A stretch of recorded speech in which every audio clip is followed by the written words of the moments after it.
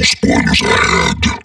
Way back in 2009, a movie called Orphan came out, and it was pretty good. Isabelle Fuhrman did a fantastic job with a very challenging lead role, and there was a great twist towards the end that tied everything together. But since 2009, I've not heard a single person say, I would really love to see another Orphan movie. Orphan First Kills, directed by William Brent Bell, whom you might know from these mostly shitty movies. It stars Isabelle Fuhrman, Rossif Sutherland, Julia Stiles, and Matthew Finlan.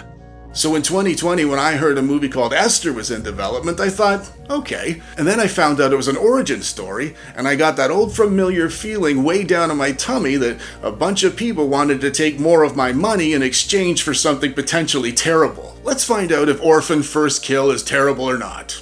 The plot. The movie kicks off in 2007 in one of the many English-speaking psychiatric facilities in Estonia. The story's focused on a 31-year-old woman named Lena with a pituitary disorder that makes her look like a 9-year-old. Maybe a 9-year-old from Estonia? So the 4-foot-tall, 31-year-old woman child seduces and kills one of the guards by banging his head against a wall. And if the physics of that don't make sense to you, I'd get used to that real quick, because you're going to be feeling that a lot in this movie. She then escapes the ultra-secure facility by hiding behind glass and convincing a tiny skinny woman to murder a massive security guard on her behalf in exchange for a piece of candy. Because sometimes you can use patients from psychiatric facilities like Rottweilers. Apparently. And to wrap up her escape, she stows away in the back of her art therapist's car. And when they get back to her house, she breaks in, steals a knife, and kills her so she can get to Googling missing girls online. And she finds one she kinda looks like named Esther Albright, who went missing in 2003, which in story time would be 4 years prior. So she puts on her best missing girl face and tells the police she's been abducted from America, and that her name is Esther. Meanwhile, back in Connecticut, a respected artist named Alan Albright and his wife Tricia find out their missing daughter Esther's been located. Despite using neon paint for his work, Alan's somehow a very successful artist, and Tricia's a crazy woman with more money than Anthony Fauci. So Tricia travels to the American embassy in Moscow, where she's reunited with her daughter, who's been missing for 4 years. What? It's a long time. Look how much I've changed in the last 4 years. Not surprisingly, cracks start to show almost immediately when Esther's taken into their gargantuan mansion. She's got no idea that her grandmother died, and all of a sudden, she's an incredible artist. But Daddy Alan's tickled pink over his daughter's newfound talents, and the pair bond through painting. And then, almost like a real movie, Alan says something profound that ties in with the movie's gimmick. Theme. I meant theme. To help Esther deal with everything she's gone through, they set up an appointment with a counselor she used to see before she went missing. And if I was that counselor, I'd have been all like, Very good. Very good. This is a joke, right? There's a camera somewhere or something. You look fucking older than I do.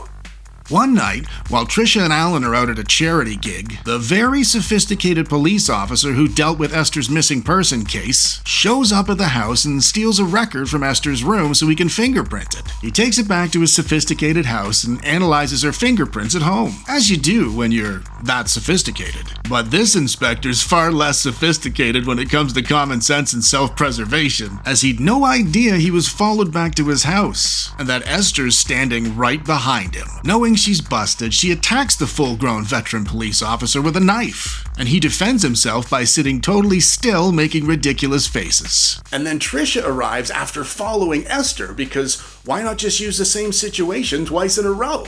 So she shoots the already dying officer before telling Esther she knows she's a fraud because her daughter is dead. And she knows her daughter's dead because her son accidentally killed her. And Tricia helped to cover it up without her husband knowing. So Lena gives up the game, and the pair of them dispose of the cop's body where the real Esther was buried. Because of course you'd want double the evidence of your crimes in one single location. That's just efficiency. I love criminal masterminds. Even the writers agreed it would have been ridiculous for Esther to disappear again, so they decide to keep up the charade. But that doesn't mean they'll be playing happy families in the meantime. Trisha goes for the old poison dinner gag, which is the exact opposite of the plan they just made 3 minutes ago to keep everything from Trisha's husband. If she'd have eaten her dinner at the table like a normal person, she'd have died right in front of everybody.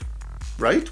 But these writers are quick, so they fix the scene moments after filming it by having Lena reject the dinner, bringing back balance to the common sense meter. But seconds later, they fuck that common sense meter right out the window when they have Lena feed her dinner to a rat living in the vents of the multi-million-dollar immaculate mansion.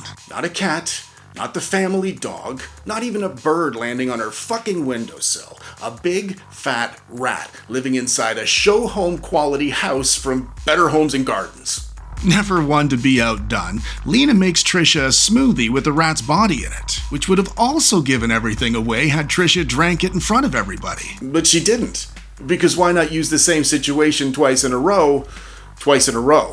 When Alan heads into the city to arrange a potential art gallery showing, the gang heads to the train station together like a real little family. That is, until Lena tries to push her pseudo-mom and brother in front of a train they felt they had to lean out over the tracks to see, even though there was nothing blocking their view. And when that doesn't work, Lena fucks off with Trisha's car. And while she's driving, they play She's a Maniac by Michael Sambello from the movie Flashdance. If they're playing this song as a joke, this movie has a serious identity problem. And if they're playing it seriously, this movie's a fucking joke. The police bring her back to Wayne Manor that night, so Trisha and Gunnar decide enough is enough. It's time to suicide the fuck out of this psycho. Alan the artist calls it the worst possible time to announce he's coming home. But after good old Gunnar tosses Lena down the stairs, he looks away from her just long enough for her to recover and vanish. So Trisha and Gunnar hunt her down. And when Gunnar, the champion athlete, with animal-like reflexes finds her, she pops him with a crossbow and stabs him with his own fencing sword. Emotionally devastated for a few seconds, Trisha and Lena square off in the kitchen for the best fight scene since Night of the Kickfighter. The pair races to the roof to escape the embarrassment of being seen anywhere near the hilarious house full of fire special effects. Look, everybody, I am in peril. I can barely stand the tension. They both slip and end up hanging next to each other, with only Alan to save them. But instead of taking each of them by the wrist, he dawdles while the two of them bitch about each other. So Trisha falls to her death, and Alan lifts Lena to the roof, where her teeth fall out. So Alan's all like, ew. So the 4-foot-tall, 31-year-old woman child kills another full-grown man, bringing the movie to a satisfying close. And there you have it, the plot to Orphan First Kill. Let's take a look at the main cast members. The cast. 13 years later, and Isabelle Fuhrman's back to reprise her role as Esther the Orphan. She's done stage work in video games and television and some other movies, but I'm only familiar with her in this role. She stole the show in 2009's Orphan, and her performance in this prequel was just as solid, given the circumstances. Circumstances, Johnny? In terms of plot and plausibility, this movie's a huge step down from its predecessor. And if that's obvious to us on this end, it would have been just as obvious for Isabelle during production. But she committed to the project with the same energy she did the original, so she can't be faulted. The same could be said for Julia Stiles, who plays Trisha Albright. Julia's been at this acting game a long time. She must have been very aware of how far they were trying to stretch this premise. But she matched Isabelle's intensity and commitment scene for scene. And that's all you can ask from an actor. The good bits.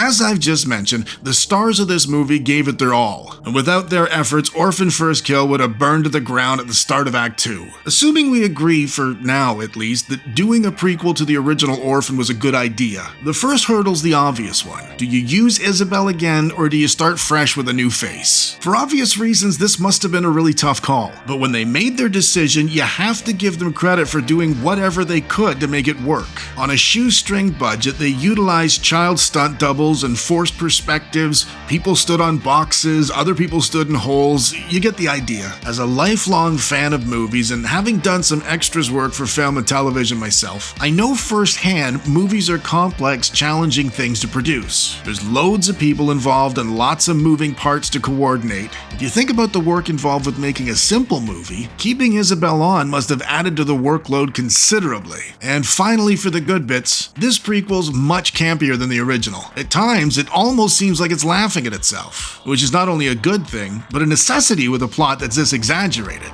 But there's a trick to campy humor, and this leads us nicely into The shite bits. When you decide to go for a campy, absurd tone, you can't switch that on and off. You either want the film taken seriously or you want to take the piss. And it felt like Orphan First Kill started going campy right in the middle of the plot. It's as if they all realize halfway through the movie, hold on a sec, this is fucking ridiculous. Quick, everybody pretend we were just kidding. This leaves you confused. Should I be laughing? Should I take all the stabbing seriously? Should I take any of it seriously? And then, because the movie's making you ask yourself these things, you can't take it seriously, no matter how much you want to. After just praising them for the effort they put into making Esther believable, it never paid off for me. I was always aware she was 25, and I was always aware of the stunt doubles and the forced perspectives. She may have been walking on a lower surface than everybody else, but her proportions weren't altered. So it looked like her torso was massive and her legs were a foot long. I'm not saying it's an easy effect to accomplish, quite the opposite. Even movies with huge budgets have trouble pulling it off. But that's why I think they should have saved themselves the trouble. My final shite point's probably the obvious one. Orphan 2009 worked because it was plausible. The events of that movie could have happened and have happened in real life, to a certain extent obviously, so it was easy to accept the premise and the twist was unexpected but believable, which is how it's meant to work. When it comes to believing stories, we movie fans are a pretty easygoing bunch. We like ghost stories and space stories and time travel and robots and monsters and aliens. But there's a definite line when it comes to what we're willing and able to accept. An Orphan First Kill crosses that line with every new plot development. We're expected to believe Esther broke out of a psychiatric facility like James Bond. We're expected to believe she snuck in and out of the trunk of a locked car undetected. We're expected to believe a well-to-do mother would help cover up the death of her own child. We're expected to believe a father wouldn't recognize his own daughter 4 years after she went missing. And finally, we're expected to believe a 4-foot-tall, incredibly talented, tiny female would kill every single person she comes across instead of just putting her talents to use by getting a job. And what's most frustrating is that this was fixable. All of this stuff would have been hilarious if they would have kept to the tongue-in-cheek, but they shied away from it, so it just ends up looking like shitty writing. So, should you watch Orphan First Kill if you haven't seen it already? Or should you have the movie involuntarily committed to a facility for movies that don't deserve to see the light of day? I absolutely love B-movies, and I really like the original Orphan movie. I think Orphan First Kill could have been a fantastically funny B-movie, but as a serious release, I just couldn't take it seriously. Until next time, folks. It's me, Johnny, from that thing you just watched. If you enjoyed it, go down there and smash me in the face to subscribe. And if you want to watch another thing, there's one right there. Do it!